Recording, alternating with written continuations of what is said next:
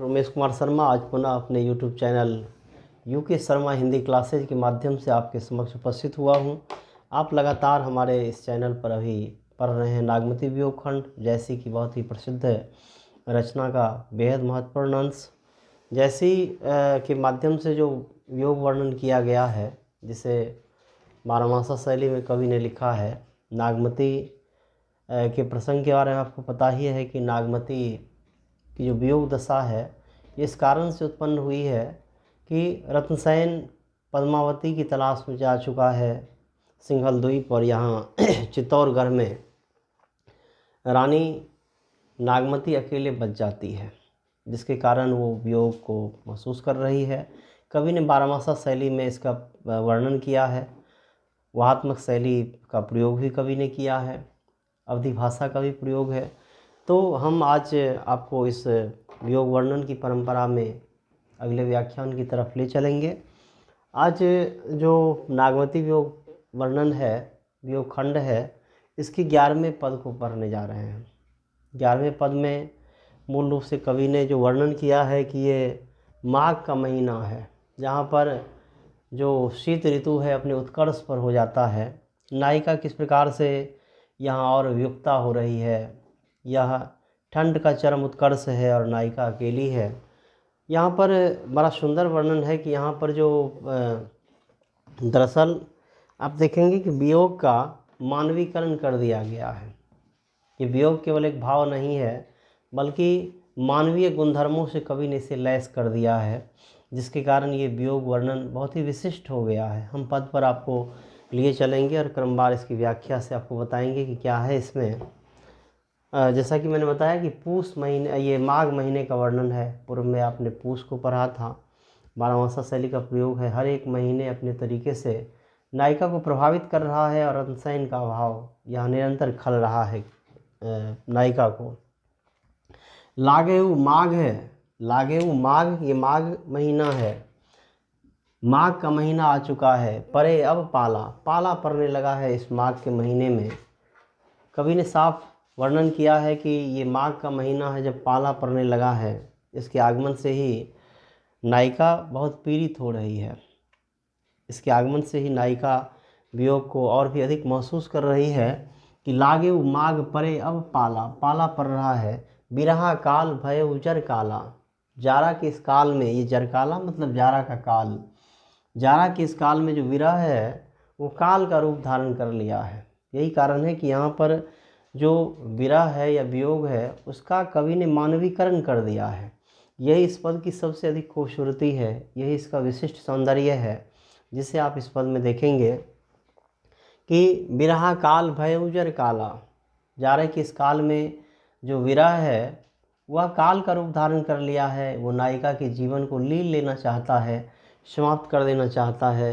कवि आगे जो बात कह रहे हैं कि पहल पहल तन रुई झाँपे, जितना ज्यों ज्यों, पहल पहल मतलब ज्यों ज्यों नायिका रुई से अपने शरीर को ढक रही है, ज्यों ज्यों वो अपने शरीर को रुई से ढक रही है, तो आगे लिखा है कि हहर हहरे अधिको ही कांपे, उतना ही शरीर कंपित हो रहा है। अब देखेंगे कि यहाँ आप देखेंगे विरोधाभास है कि जिस तरह से नायिका शरीर को झांप रही है तो उसके विपरीत कार्य हो रहा है। इसलिए यहाँ विरोधाभास अलंकार साफ दिखाई पड़ेगा कि पहल पहल तन रुई झांपे, हार हार अधिको ही कांपे, उतना ही शरीर कंपित हो रहा है, उतना ही वो कांप रही है। आई सूर होए तपुरे नाहा, यहाँ पर सूर का अर्थ सूर्य है, यहाँ पर नाहा का अर्थ जो है वो पति और प्रियतम है। रत्नसेन के लिए शब्द का प्रयोग किया गया है। ये नायिका को बेहद विश्वास है कि हमारे प्रियतम, हमारे पति रत्नसेन जब लौट के आएंगे तो हमारा हमारी जो वियोग की दशा है वो मिट जाएगी। इसीलिए ज़बरदस्त भरोसा है अपने प्रियतम, अपने पति पर। नायिका कहती है कि सूर्य बन करके आ जाओ। ये निवेदन करती है कि इस महीने में, इस माह में, कि तुम हे प्रियतम तुम सूर्य होकर के आ जाओ। क्योंकि जो मौलिक सूर्य है वो तो दरअसल दक्षिणायन हो चुका है। इसके कारण भी नायिका और भी अधिक ठंडक को महसूस कर रही है कि आई सूर होय तपुरे नाहा, तुम सूर्य होकर के आओ और तपो, जिस ताप से हमारी ये दशा दुरुस्त हो जाए।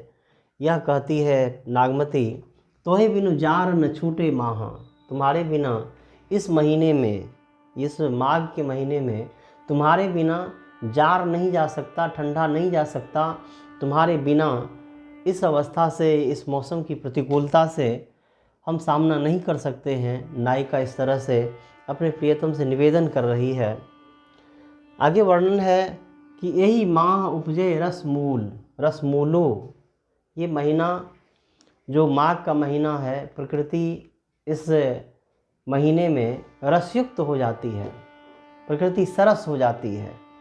तो इसी तरह से नायिका कहती है कि ये ऐसा अद्भुत महीना है जिसमें प्रकृति रस प्लावित हो रही है, प्रकृति रसयुक्त हो जाती है।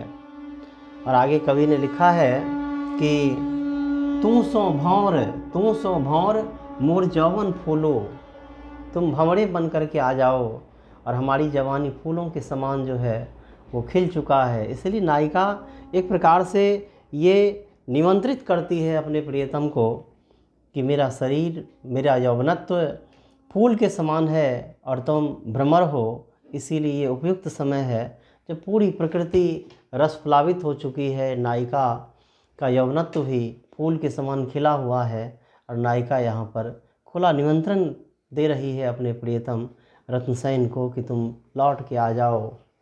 आगे वर्णन है कि नैन चुवही जस महवट नीरू, जिस प्रकार से बारिश के मौसम में और ख़ास करके महवट शब्द का प्रयोग यहाँ जो किया गया है कि जब बारिश के महीने में जो छत पर नाला लगा हुआ होता है उसमें जो पानी या जल का प्रवाह होता है, ये ठंडा का महीना है और बारिश हो रही है, तो स्वाभाविक है कि मौसम और भी अधिक उग्र रूप में है या प्रतिकूल है। नायिका ने इसका उल्लेख इस रूप में किया है कि नैन चुवही जस महवट नीरू, वियोग की इस दशा में ऐसा महसूस हो रहा है कि ये महवट के समान, यहाँ पर मूल रूप से उदाहरण अलंकार है कि जिस प्रकार से छत में बने हुए नाले चूते रहते हैं बारिश के मौसम में, ठीक उसी प्रकार से नायिका की आँखें जो हैं वो निरंतर बरस रही है, निरंतर वो उससे आंसू का प्रवाह हो रहा है।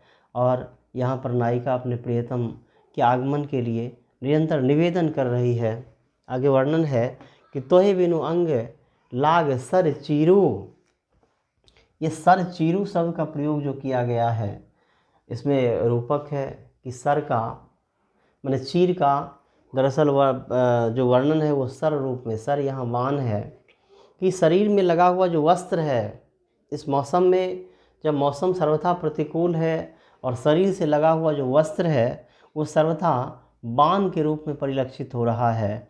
और नायिका इस पीड़ा को और भी अधिक महसूस कर रही है कि ये मौसम जब बारिश भी हो रही है, ठंडा का ये मौसम माघ का महीना है, बारिश हो रही है और शरीर से लगा हुआ जो चिपका हुआ जो वस्त्र है वह बाण के समान तीक्ष्ण है, दारुण है, कष्टकारक है, ऐसी बात यहाँ कही गई है।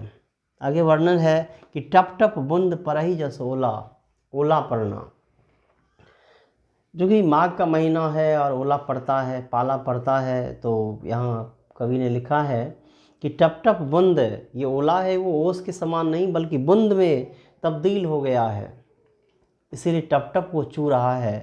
ये जो ओला है, ये जो मौसम है जिसके कारण कवि ने कहा है कि टप टप बूंद परही जस ओला, यहाँ पर मूल रूप से रूपक अलंकार है कि जिस तरह से ओला टप टप चू रहा है, ठीक उसी प्रकार वे कहते हैं कि बिरह पवन होई मारे झोला।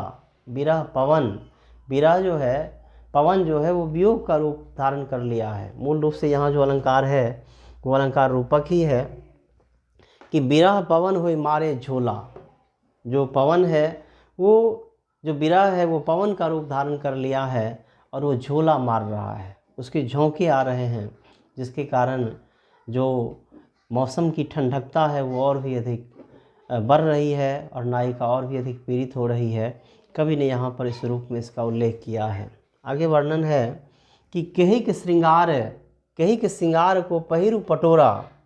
यहाँ पर आप देखेंगे कि सबसे पहले तो कही के श्रृंगार, जिसमें वक्रोक्ति अलंकार है। ये श्रृंगार किस चीज़ का? कही के श्रृंगार को पहिरु पटोरा, और कौन सा पटोर पहनूँ और क्यों पहनूँ। ये पटोर शब्द का प्रयोग रेशमी वस्त्र के लिए किया गया है। संयोग की अवस्था में जो नायिकाएँ रेशमी वस्त्र को पहनती है और अपने प्रियतम से मिलन का सुख प्राप्त करती है, तो कवि ने यहाँ वर्णन किया है कि कही के श्रृंगार को पहिरु पटोरा, कि कौन सा श्रृंगार करूं और क्यों पटोर पहनूं, अर्थात क्यों रेशमी वस्त्र को पहनूं। यहाँ वक्रोक्ति अलंकार है। आगे है कि गीव न हार रही हुई डोरा। अब गर्दन जो है, नायिका इतनी सूख गई है वियोग की अवस्था के कारण कि गर्दन जो है वो गर्दन के समान नहीं बल्कि डोरा के समान हो गया, धागा के समान हो गया। नायिका इतनी दुबली हो गई है। इसीलिए कवि ने यहाँ अतिशयोक्ति का वर्णन किया है कि चीज़ों को बहुत अधिक बढ़ा चढ़ा करके उन्होंने प्रस्तुत किया है। और साफ तौर से नायिका कहती है कि जब गर्दन ही डोरा के रूप में है, धागा के रूप में है, तो किस प्रकार से उसमें मैं जो हार पहनूँ, हार पहनने के लायक वो बचा ही नहीं है। बड़ा सुंदर वर्णन है कि गीव न हार रही हुई डोला। यहाँ अतिशयोक्ति अलंकार है, चीज़ों को बहुत बढ़ा चढ़ा कर कवि ने प्रस्तुत किया है। जिस प्रकार से बिहारी लाल ने भी कहा ना कि वो इतावत उतजात चली 6 तक हाथ रही हिंडोले से रहे लगी उशास अनुसार। ठीक उसी प्रकार यहाँ पर नायिका के वियोग की अतिशयता का उल्लेख कवि ने किया है, ताकि ये और भी अधिक सरस और आनंदप्रद हो सके। आगे जो टेक है इस पद में, वो तुम बिनु कांपे धनी हिया, तुम्हारे बिना। क्योंकि आगे आपने देखा है कि नायिका निवेदन करती है कि इस महीने में तुम सूर्य होकर के आ जाओ, और कोई साधन ही नहीं है जिसे लेकर के मैं इस मौसम का सामना कर सकती हूँ। इसीलिए तुम सूर्य होकर के, हे प्रियतम, तुम सूर्य होकर के आ जाओ। तपो, तुम्हारे ताप से ही हमारी ये जो दशा है वो दुरुस्त हो सकेगी। इसमें टेक में लिखा है कवि ने कि तुम बिनु कांपे धनी हिया। धनी मतलब पत्नी, स्त्री। तुम्हारे बिना जो है इस स्त्री का शरीर कंपित हो रहा है, कांप रहा है तुम्हारे अभाव में। और तन तिनौर भा ढोल, तिनौर का भा डोल, तिनौर का अर्थ होता है तिनका। जिस प्रकार से सूखे पत्ते और खरपतवार हवा के झोंके में उड़ते हुए नजर आते हैं, ठीक उसी प्रकार से शरीर नायिका का इस प्रकार से सूख गया है कि वो तिनका का रूप धारण कर लिया है। हवा के छोटे से झोंके भी उसे उड़ाकर कहीं से कहीं ले जाता है। ये वियोग की अतिशयता का उल्लेख है, कवि ने यहाँ इसका प्रयोग किया है। तेही पर विरह जराई के, नायिका कहती है कि इस पर जो है ऐसी अवस्था में भी जो वियोग है, विरह है, इस तिनके के समान शरीर को भी जला देना चाहता है।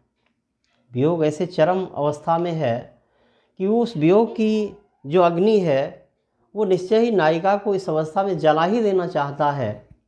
जिस तरह से सूखे तिनके बड़ी सहजता के साथ जल जाते हैं, ठीक उसी प्रकार से नायिका का यह सूखा हुआ शरीर बड़ी शीघ्रता के साथ वियोग रूपी अग्नि में जलने के कारण, मैंने जलने की अवस्था में है। और वो कहती है कि वियोग हमें तो जला ही देना चाह रहा है। और चहे उरावा झोल, यहाँ झोल का अर्थ होता है राख, कि वियोग चाह रहा है कि इस शरीर को, नायिका के शरीर को संपूर्णतः जला करके राख कर दें, झोल कर दें और उड़ा दें। मतलब है कि उसके अस्तित्व को मिटा दें सर्वथा। इसलिए नायिका ने अपने प्रियतम के आगमन के लिए जो निमंत्रित उसे करती है, ये बड़ा सुंदर है। और वियोग दशा में अपने प्रियतम की स्मृति उसे परेशान कर रही है, वो उसे बुलाने की चेष्टा कर रही है, लगातार उस मार्ग को जोह रही है जिसमें वो आने वाले हैं। इसलिए माघ महीने का बड़ा सुंदर वर्णन किया गया है। परंपरा के हिसाब से जो अन्य पदों में आपने देखा, ठीक उसी प्रकार से यहाँ पर रस के रूप में वियोग श्रृंगार का उल्लेख किया गया है। अनेक अलंकार है जिसे आपने देखा कि ये सारे अलंकार इसमें प्रयुक्त हुए हैं। इस पद में जो है भाषा अवधि है और 2 छंदों के प्रयोग यहाँ भी किए गए हैं। सबसे पहले जो मूल पद है उस पद में चौपाई का प्रयोग किया गया है और टेक के रूप में दोहा का प्रयोग किया गया है। तो इस तरह से हम इस पद पर आपको लिए चले थे। आप सारे लोगों से निवेदन है कि आप लगातार हमारे चैनल को सब्सक्राइब करेंगे, लाइक करेंगे, अधिक से अधिक शेयर करेंगे। यह सेवा सदैव आपके लिए जारी रहेगी। फिर मिलेंगे।